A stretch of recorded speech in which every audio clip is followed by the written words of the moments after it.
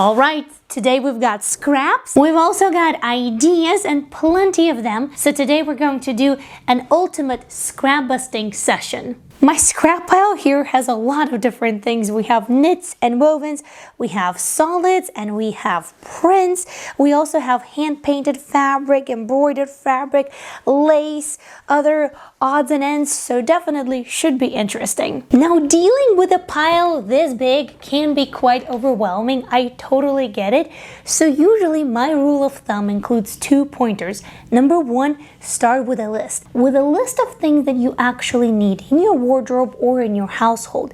And number 2, find a piece of scrap or fabric or, whatever you find in this pile, or a piece of embroidery that really is calling your name and that you're excited to start working on, because that is going to motivate you, that is going to give you that enthusiasm, and that is usually something that I start with. Right now, what's calling my name are these beautiful screen printed fabric scraps. Look at that, how whimsical. Now, these are not of my own doing, so to say, because I actually bought them. I bought them from a slow fashion brand that screen prints their own fabrics, both wovens and knits, and here I have rayon knits. And then whatever offcuts they have from the production, they sell them to people like us, people who like to sew. Now, I already made one t-shirt by using these gorgeous fabric scraps, and I absolutely love the way that it turned out. There's a full video about it, but today I want to use up some bigger ones that I have in more muted colors, but I have sports pants that I think are gonna go really well with this. I just have to see if these fabric scraps can be sort of finagled in some sort of way, so that way I can make a full t-shirt. For the pattern, I'm using my trusted traced t-shirt, and if you want to know how to copy your own favorite t-shirt, then I have a full step-by-step tutorial on how to do that. Now, it seems like I have quite a bit of fabric here, right? But if you take a closer look, you will see that this print is actually directional, so that makes the job a little bit more difficult. We'll definitely need to sacrifice something, but first let's identify the issues. Issue number 1, we have black fabric right over here and no print, so I can't really cut my pattern all the way to the top. Issue number 2, there isn't enough length of the fabric in order to cut full length of the t-shirt. And issue number 3, there's actually not enough width because over here we have this odd offcut. So if I place my pattern piece like this, it's cutting in, and I draft all my patterns without seam allowances, so seam allowances are not included, so I need a little bit of extra fabric in order to cut that. First thing that we can do is we can definitely do away with a curved hem, and I've done that a gazillion of times, so it works. So I'm gonna fold this up. That still doesn't solve the issue of the shoulder over here because it gets into the black fabric. So we'll need to do something about that. And I'm thinking that if we fold this in right here, right where I have the line, and if we create the shoulder yoke, that is also going to give us an opportunity for the wider fabric, because now I can flip it over and there's gonna be just the tiniest bit left for the seam allowance. So maybe I can actually do the shoulder yoke even wider and therefore push it up a little bit. There we go. This might actually work. And I will do the shoulder yoke on the back pattern piece as well, because there we have the same problem. This is a really easy adjustment, and you can do it for both knits and wovens. So here we have the front and the back pattern piece. First thing we want to do is align them at the shoulder seam. If you tape it, it's going to be a little bit easier. Next, make a line for the shoulder yoke on the front, usually from the neckline into the armhole on the angle. Then flip it over and repeat the same thing on the back pattern piece. Next, make sure that you mark that this is back, this is front, and I also usually make a note for me where is the neckline, because sometimes it's easy to confuse both of the curves. After that, let's cut. That's it, we have created the shoulder yoke. For the grain line, I like to stick to the grain line of the front pattern piece. So if this center front is the grain line, then the grain line here is going to be parallel to it. And ta-da! Now we can cut our pattern pieces from the fabric.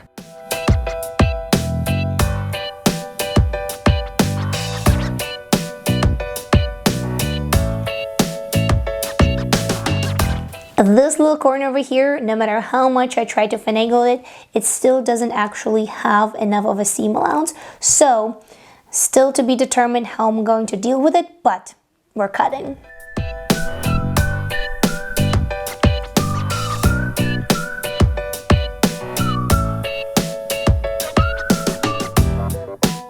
To give you a visual understanding of pattern pieces, here's the front, here's the back, here's the shoulder yoke of the front and the back, and here are the sleeves. And as a reminder, everything is cut on grain with the direction of stretch in mind, as well of course as the directional print of the fabric. Now remember how I mentioned that it always seems that we have more fabric scraps than we actually do? Well, after cutting everything out, this is what I'm left with. One larger piece like this, which is maybe enough for like a hat or something like this. And then like little bits and pieces like these. So yeah, not a lot after all. But anyways, now it's time to put it all together. The difference in assembly between this t-shirt and any other one is that we're going to start by attaching the shoulder yoke. Now when you do that, don't forget to mark the original connection point between the front and the back shoulder seams. You're going to need that for both the neckline and inserting the sleeve. Now here on the bottom, if you remember, I didn't have enough to cut straight to the hem, so here I'm missing a chunk, and of course I'm missing some seam allowance as well.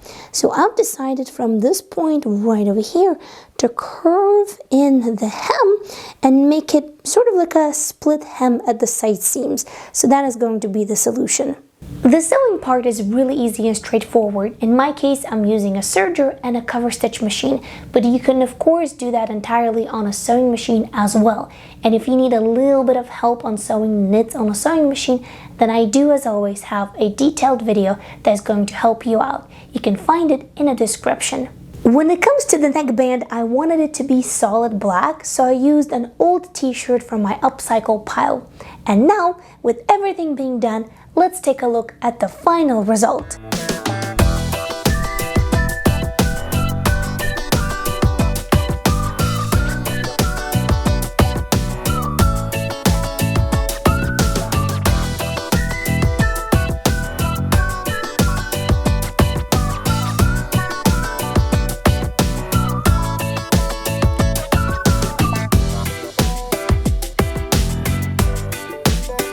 In my case, the busy print really helps to hide these shoulder seams because you can barely see them unless you know that they're there. But you don't have to necessarily try to disguise them because it's really fun to play around with different colors of fabric scraps, and I've been making clothes from scraps for quite some time now, so I have a couple of examples to share with you. Let's start with a bright and colorful example of a t-shirt where I also utilized the same shoulder yoke trick. Now if you are a member of this channel, then there is a full members extra video on how this t-shirt came to be, because originally it was actually a sewing fail and then it got transformed. You can also incorporate your fabric scraps into a bust pocket, which gives you an extra way how to sort of tie it all together. Next t-shirt is made by using 3 different colors of fabric scraps all put together in order to create an interesting design right up top. Next t-shirt utilizes the same idea, but as you can see, the design is slightly different. That's because it all depends on the shape, the length, and the size of fabric scraps that I'm working with. And then of course another look at the cat t-shirt that I shared with you at the very beginning of this video. But here, side by side, you can see 2 t-shirts made from exactly the same design, but with different colors, and each one of them is quite unique. Also, while I was at it, I made another t-shirt. This one is child size, and here I also had to piece some fabric scraps together.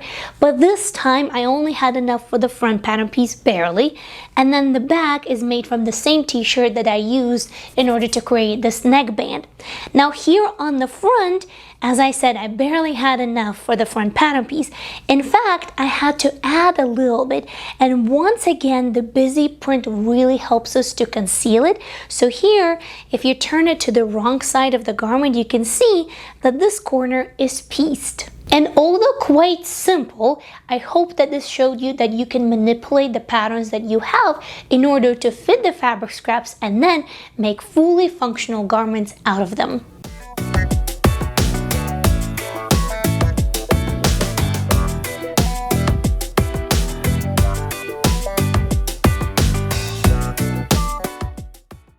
Next, I'm going to switch to my serger because from this very fun, very playful remnant of cotton spandex, we're going to whip up some undies. The pattern that I'm using is a free pattern by Waves and Wild, and I actually did a full video sewing these with you step by step all on a serger, so you can definitely check it out on the channel.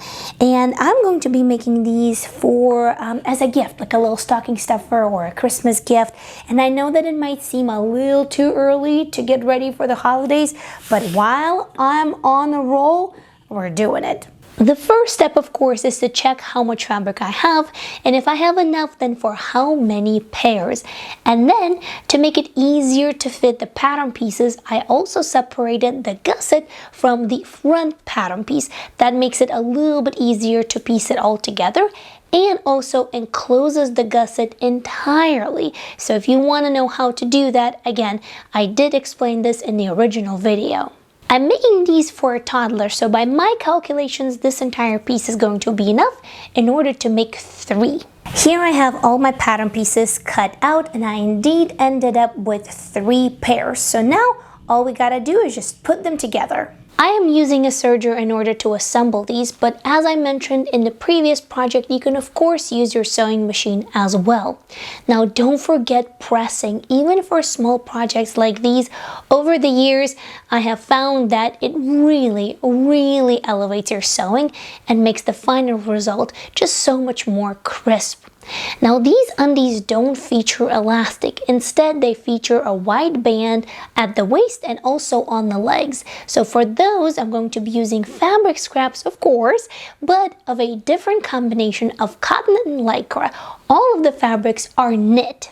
I didn't have enough fabric scraps of the same color for all of the leg bands and all of the waistbands, so I opted for 3 different colors.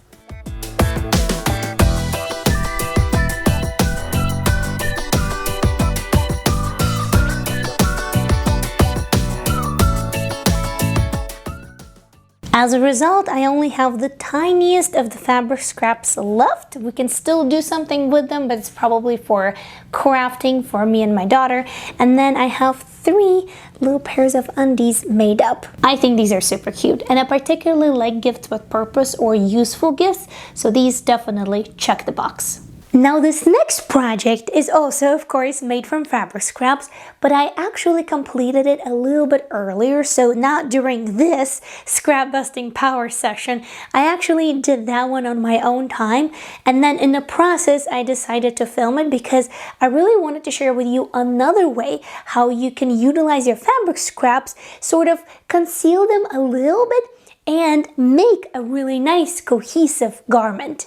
In this case, I have these lovely bluey themed fabric scraps from a previous project, and I have a little bit of this pink that I think could coordinate really well with the bluey fabric. Both of these are French terries, so that's a bonus. As a pattern here, I'm using just a simple relaxed fit bodice block that I drafted for my daughter, but you can also use an adapted knit bodice block, you can use a sweater pattern, anything that you have. The main idea is how we use up these fabric scraps. Now from what I had, I did manage to cut 1 full back pattern piece for this sweater. The front, however, had to be pieced, especially the bottom part, so right now it does look like a Frankenstein. However, you actually won't be able to see it because it's going to be covered by a kangaroo pocket. This kind of piecing and brainstorming is definitely the name of the game when it comes to sewing with fabric scraps. Here you can see that little pocket, and on the inside you can see the pieced bottom, but from the outside you can't. Thankfully, I had enough to cut 2 sleeves without any problems, so that was definitely the easiest part. Now for the bottom hem and for the cuffs, I have to use whatever I have left, and directional prints usually bring the biggest challenge to the table.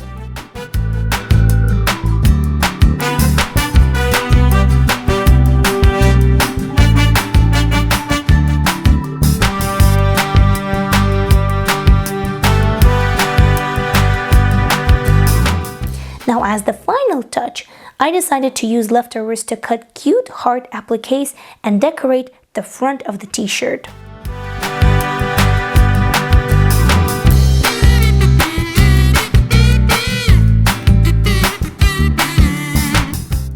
Now let me show you the final result. There it is!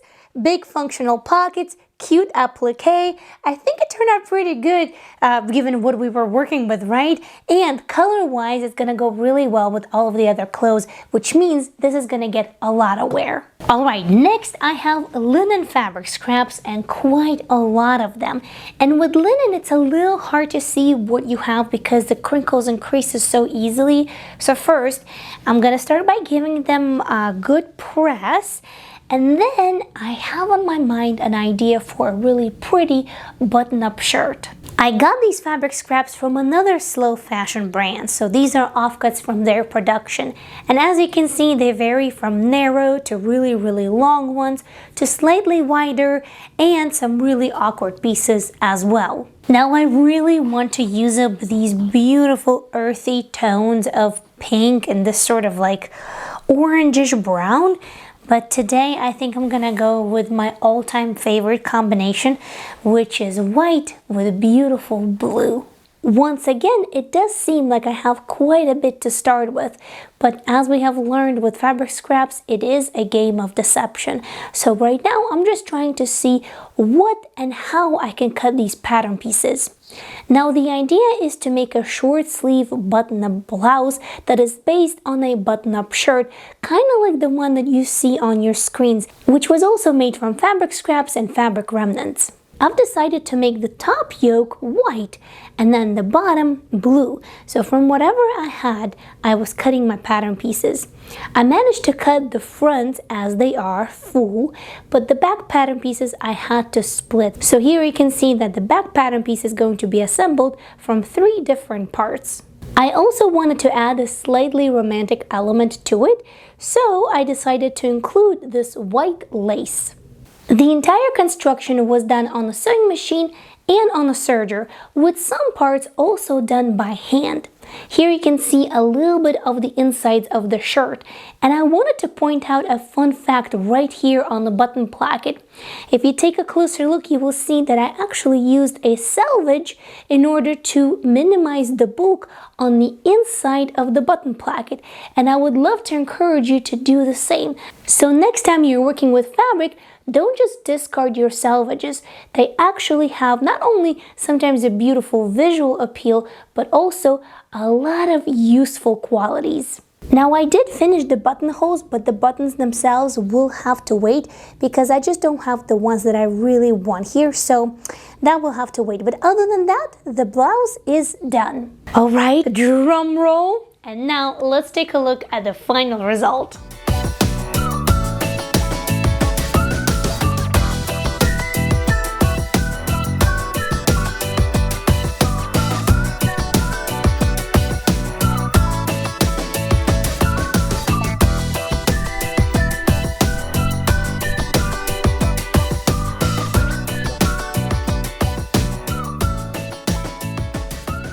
We did quite a bit together, right? But it almost feels like the pile barely got smaller, and that's how it always is with fabric scraps, so I definitely have more work on my hands. So if you'd like to see more of these power sessions of scrap busting, then let me know in the comments below. And if you are on the roll and if you want to see more inspiration for making clothes out of fabric scraps, then I have a full video series just for you, and I would love to see you there. Click right here, and until next time, happy thoughtful sewing. I'll see you soon. Bye!